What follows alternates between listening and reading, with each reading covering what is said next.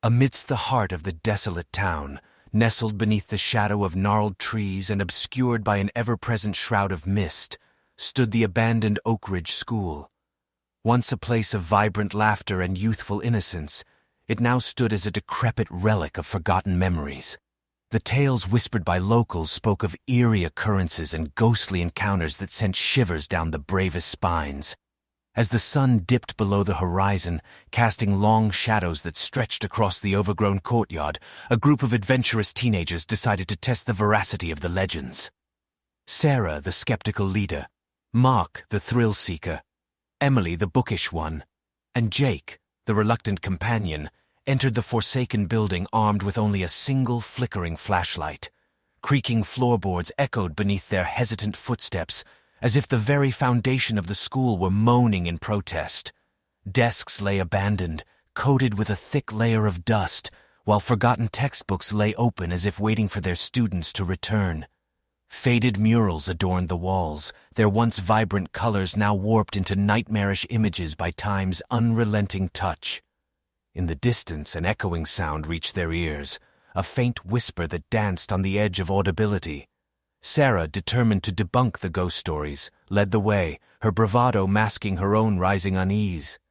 The whisper grew louder, manifesting into unintelligible voices that seemed to emanate from the very walls themselves. A chilling wind swept through the corridor, extinguishing the flashlight's feeble glow. Panic surged through the group, and their heartbeats resonated with the building's tortured echoes.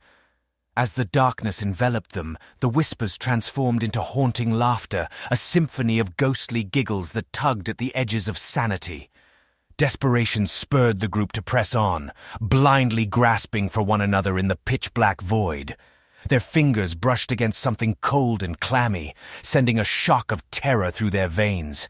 The flashlight flickered back to life, revealing an aged chalkboard covered in indecipherable scribbles that seemed to shift and writhe. The oppressive air grew heavier as they ventured deeper, and the corridor seemed to stretch endlessly, warping their sense of time and space. Mirrors lining the walls reflected distorted figures, moving in the periphery of their vision, twisted shadows that bore no resemblance to their own forms.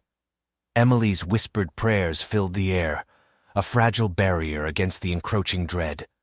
At last they stumbled into a room bathed in an eerie bluish light.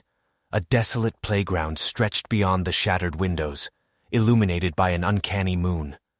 In the center of the room stood an old, decrepit piano, its keys stained with the memories of forgotten melodies. Mark, the bravest of the group, hesitated before the instrument, his fingers trembling as he played a few tentative notes. The moment the music touched the air, the atmosphere shifted. The walls seemed to breathe, exhaling the trapped souls of long-departed children.